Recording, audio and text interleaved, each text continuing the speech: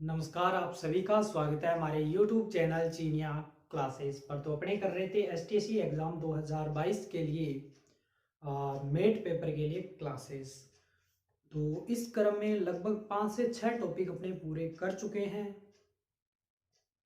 और अब जो टॉपिक चल रहा है वो है लुप्त संख्या। इस पे एक वीडियो ऑलरेडी हम कर चुके हैं और आज ये टॉपिक भी पूरा हो जाएगा।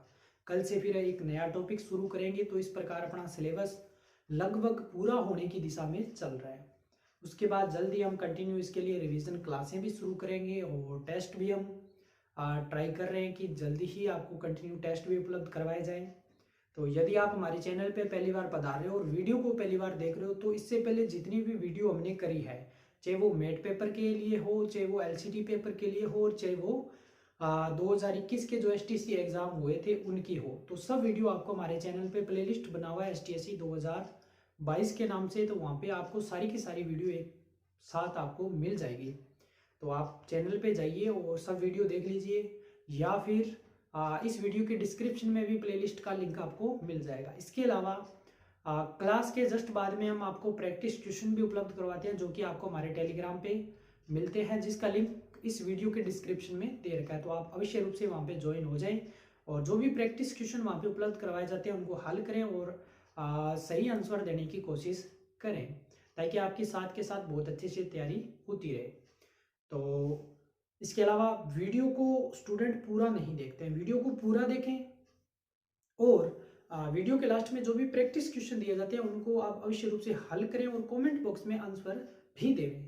इसके अलावा एक जो प्रश्न बार बार स्टूडेंट पूछ रहे हैं कि सर सेट पेपर की तैयारी करवाइए, तो शुरू से ही अगर आप हमसे जुड़े तो हमने बहुत बार बताया और आज फिर से मैं आपको क्लियर कर देता हूँ कि जो सेट पेपर है वो आपका, जो यदि आप 10वीं कक्षा के आधार पे पेपर दे रहे हो तो आपका 9वीं की किताब और 10वीं की किताब से पेपर बनेगा, और अगर आप 12वीं कक्षा के अंदर और पेपर दे रहे हो तो आपका 11वीं और 12वीं की जो बुक्स है उनसे पेपर बनेगा। तो देखिए इतनी सारी बुक्स हम कवर आपको नहीं करवा सकते क्योंकि इतना टाइम भी नहीं है, लेकिन आप कर सकते हो क्योंकि अभी आप जैसे 12th में हो तो आप 12th की बुक सारी पढ़ रहे हो, वहीं से पेपर आना है, और 11th में आप पढ़े हो तो 11th की बुक आप थोड़ा बहुत देख लीजिए, यानी कि जो टॉपिक पेपर पुराने हमने उपलब्ध करवा दिए तो उसके अकॉर्डिंग क्या कुछ किस प्रकार के प्रश्न आते हैं तो वो आप हल्के हल्के जो भी आपको इंपॉर्टेंट लगते हैं उनको देख लीजिए। तो इस प्रकार से आप खुद से ही आसानी से पेपरों को, सेट पेपर की तैयारी कर सकते हो, लेकिन हम आपको नहीं करवा सकते क्योंकि हमारी कंटिन्यू क्लासें मेट पेपर की चल रही है जो कि आपको और कहीं नहीं मिलने वाली। तो ये सिलेबस आपको कहीं भी नहीं करवाया जाता है, इसलिए हम इसके लिए कंटिन्यू पूरी क्लासें आपको पूरा सिलेबस करवा रहे हैं। बाकी एलसीटी पेपर के लिए भी हम कोशिश कर रहे हैं कि अब से एक 2-4 दिन के अंदर कंटिन्यू क्लासें जो भी इसकी है, मुहावरे है, लोकतियाँ है, प्रायवाची शब्द है, जो भी विलोम शब्द है, सबके लिए छोटी छोटी क्लासेज आपको उपलब्ध करवा दी जाए तो साथ के साथ वो भी करते चले। तो एलसीटी आपका पेपर हो जाएगा और मेट का हो जाएगा, बचेगा सेट, तो उसकी आप खुद से ही तैयारी करें। जो भी आपके पास कंटेंट है, क्योंकि बुक्स आप पढ़ रहे हो ऑलरेडी, आपके बोर्ड एग्जाम भी है, अर्धवार्षिक परीक्षा है, तो उसके को ध्यान में रखते हो आप पढ़ रहे हो, तो उसी से पेपर आपका बढ़ने वाला है। तो आप टेंशन फ्री होके जो भी पढ़ रहे हो उसको पढ़ते रहिए और मेट पेपर को थोड़ा सा, मेट के लिए जो क्लासेस चल रही है उसको भी रोजाना ज़्यादा नहीं तो बस 1 घंटा दिया करो। आधे घंटे में आपकी क्लास पूरी हो जाएगी, लगभग अपनी 25 मिनट 20 मिनट की क्लास रहती है, उसके बाद में 10-15-20 मिनट क्वेश्चन कर लीजिए। तो इतना टाइम अगर आप दे रहे हो तो आपकी तैयारी बहुत अच्छे से हो जाएगी। तो क्लास शुरू करते हैं आज। तो देखिए बौद्धिक योग्यता परीक्षा, चाहिए आप ये क्लास आप चाहे कक्षा 10 के लिए पढ़ रहे हो, मैं यहाँ पे लिख देता हूँ क्लास, चाहे आप 10th के लिए पढ़ रहे हो और चाहे आप 12th के लिए पढ़ रहे हो, ये दोनों के लिए इंपॉर्टेंट है। कक्षा 10 के लिए भी, कक्षा 12 के लिए, हम दोनों क्लास को ध्यान में रखते हुए कॉमन क्लास उसी प्रकार के प्रश्न आपको उपलब्ध करवा रहे हैं। तो आपके दोनों क्लासों का ये पेपर बहुत अच्छे से, यानी कि यहीं से लगभग क्वेश्चन आपको देखने को मिलेंगे। सारा सिलेबस के अकॉर्डिंग करवा रहे हैं तो पूरा सिलेबस से ही पेपर आएगा, तो बिल्कुल आपको उसी के अकॉर्डिंग करवाया जा रहा है। तो देखिए फर्स्ट क्वेश्चन यहाँ पे आज अपने लगभग 5 क्वेश्चन, 5 से 6 प्रश्न लिए हैं। कल की क्लास में भी लगभग 9 प्रश्न, 8-9 प्रश्न अपने किए थे। तो इसमें हमने बताया था कि इसका कोई फिक्स पैटर्न नहीं है, इसको केवल आपको लॉजिक पकड़ना है, क्या लॉजिक लग रहा है उसी को आगे अप्लाई करना है। तो इसी प्रकार से आप प्रश्नों को हल करोगे और ज्यादा से ज्यादा प्रैक्टिस करनी है। तो आज हम 102 प्रश्न आपको टेलीग्राम पे उपलब्ध करवाएंगे, वो आप साथ के साथ करोगे और उत्तर हमें वहीं पे आप बताओगे, ताकि रोजाना अगर 2-4 प्रश्न इस प्रकार की करोगे तो आपको ये चीजें बहुत अच्छे से क्लियर हो जाएगी। तो देखिए जो फर्स्ट क्वेश्चन दे रखा है वो दे रखा है 12, 14, 16, 5, 9, 6, 10, 16 और क्वेश्चन मार्क दे रखा है, नीचे दे रखा है 50, 110 और 84। तो देखिए इस प्रकार की कंडीशन के लिए मैंने आपको बताया था कि या तो आप उसका स्क्वायर कीजिए, या जोड़ कीजिए, या गुणा कीजिए, तीन चीज लग सकती है। सबसे पहले अगर अपने जोड़ करें तो क्या 12, 15, 5 और 10 क्या इनका योग 50 हो सकता है? नहीं हो सकता, यानी कि जोड़ वाली तो कहानी खत्म हो जाएगी, जोड़ तो नहीं बनेगा, क्योंकि ये चीज ऐसे दे रही, इसका मतलब थोड़ा सा आइडिया लग रहा है कि या तो जोड़ होगा या गुणा होगा। गुणा करके देखते हैं। तो अगर 12 को 5 से गुणा करेंगे तो 12 5 60, 60 दाएं 160। लेकिन यहाँ पे एक चीज और हो रही है, क्या हो रही है कि 12 को 5 से करें तो 12 5 कितना हो रहा है? 60 हो रहा है। लेकिन अपने को यहाँ पे मिल रहा है 50, यहाँ पे कितना है? 10 है। तो 60 में से अगर अपने 10 घटा दें तो कितना बचेगा? 50 बचेगा, यानी कि 12 इंटू 5 तो कितना हो जाएगा? 60। और 60 माइनस 10 किया तो 60 में से 10 किया तो कितना आएगा? 50। यानी कि ये लॉजिक लग रहा है। क्या ये आगे भी लग रहा है? यहाँ पे देखिए 14 निम्मा कितना होता है? 14 निम्मा कितना होता है? 126।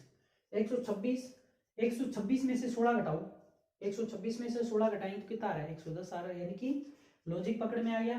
पहले गुणा हो रहा है इन दोनों का, और फिर ये इसमें से माइनस हो रहा है, ये इसमें से माइनस हो रहा है। तो ये चीज यहाँ पे कीजिए। 16 छिपे कितना होता है? 96।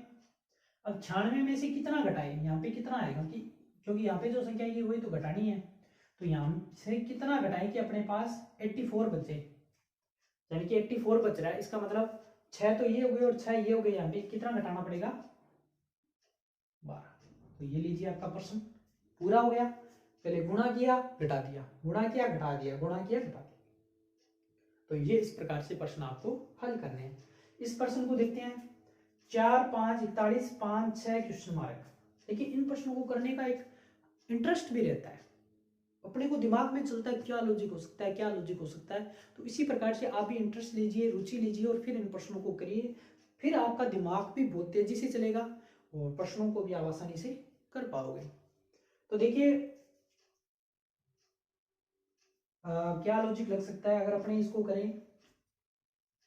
यहां से अगर इस प्रकार का क्वेश्चन आए ना तो वहां पे एक चीज आपको समझनी चाहिए, ये अगर ये सर्कल इस प्रकार से बन रहा है तो अपने को ये देखना है कि इसके अंदर क्या लॉजिक लग रहा है, इस पूरे के अंदर, इतने के अंदर 4 5 और 41। ये 4 5 से 41 कैसे बन गया ये देखते हैं अपने।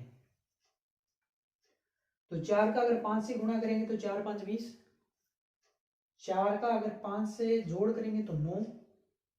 4 का अगर 5 से गुणा किया 20, 20 इंटू 2 करेंगे 40 प्लस 1 और 40 प्लस, तो वो तो कोई लॉजिक। अगर अपने इसका स्क्वायर कर दे, 5 का स्क्वायर 25, 4 का स्क्वायर 16।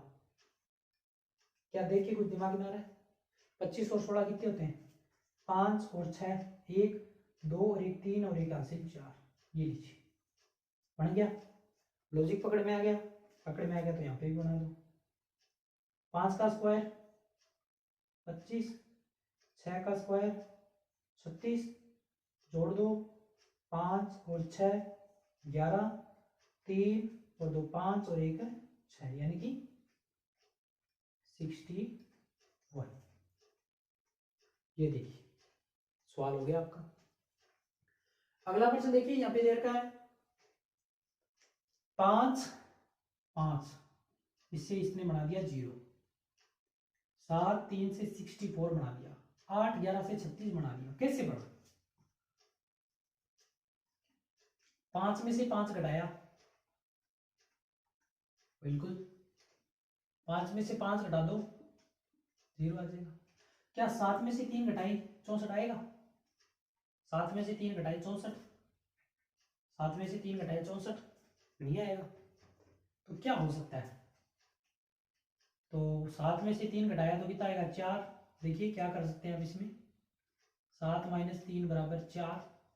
4 से 4 को 2 से गुणा कर दो, 8 8 का स्क्वायर करो, 8 का स्क्वायर कितना होता है? 64। अब ये लॉजिक यहाँ लग रहा है तो यहाँ पे भी तो लगाना पड़ेगा। अब मान लो 5 में से 5 घटाया 0, 0 को 2 से गुणा कर दो, 0 और 0 को स्क्वायर करो 0।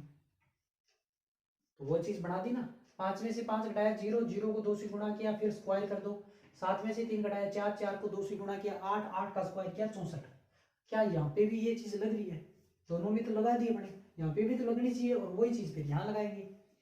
तो 11 में से 8 गए, इन दोनों का अंतर कितना है, 11 में से 8 गए 3, 3 को 2 से गुणा किया 6, 6 का स्क्वायर कितना होता है 36, 6 का स्क्वायर 36।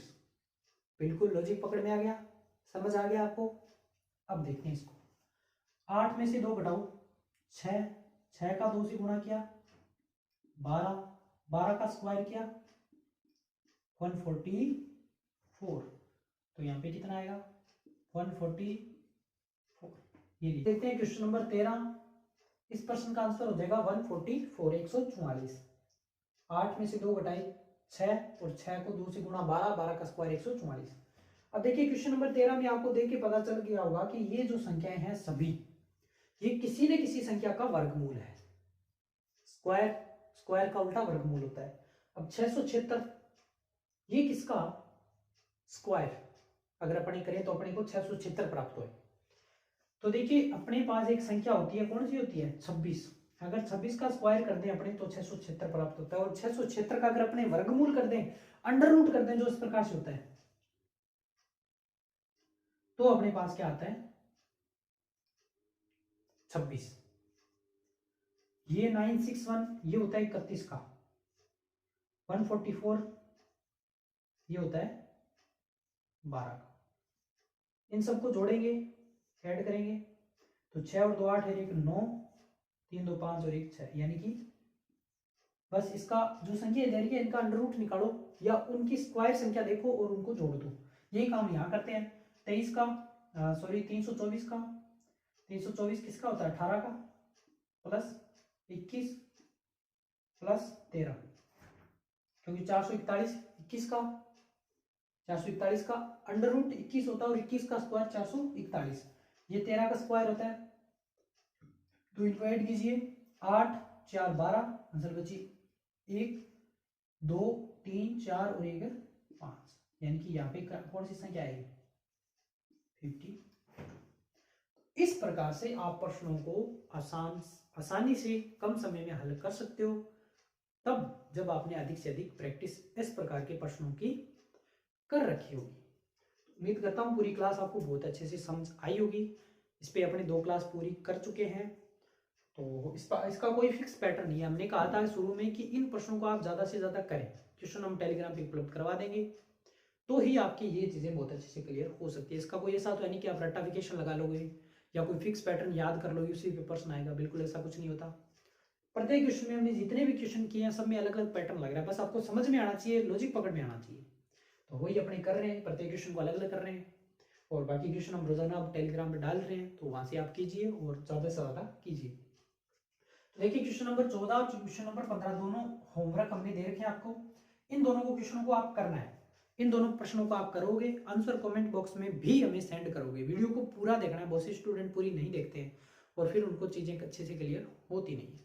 अगर आप वास्तव में तैयारी कर रहे हो एसटीसी एग्जाम की, इसके अलावा हमने बहुत बार पहले भी बोला है कि ये क्लास केवल आपके एसटीसी एग्जाम के लिए ही उपयोगी नहीं है। आप अगर कम्पिटिटिव एग्जाम दोगे 12th के बाद में, तो वहाँ पे ये चीज़ें फिर से आपको मिलेगी। तो आज से ही अगर आप इन चीज़ों को बहुत अच्छे से क्लियर कर रहे हो तो आपका बेस तैयार हो रहा है। तो एक तीर दो निशाने, आज से ही आपका ये काम हो रहा है। तो दोनों प्रश्नों को हम टेलीग्राम पे भी डाल देंगे, और वीडियो को पूरा देखिए, प्रश्न को हल कीजिए, उत्तर हमें कमेंट बॉक्स में अवश्य रूप से बताएं। कोई भी आपका डाउट है तो प्रश्न करके हमें से पूछ सकते हो, और टेलीग्राम ग्रुप का लिंक वीडियो के डिस्क्रिप्शन में दिया हुआ है। चैनल को आप सब्सक्राइब अवश्य रूप से कर लें। तो मिलेंगे नई वीडियो में नई जानकारी के साथ, नए प्रश्नों के साथ, तब तक धन्यवाद।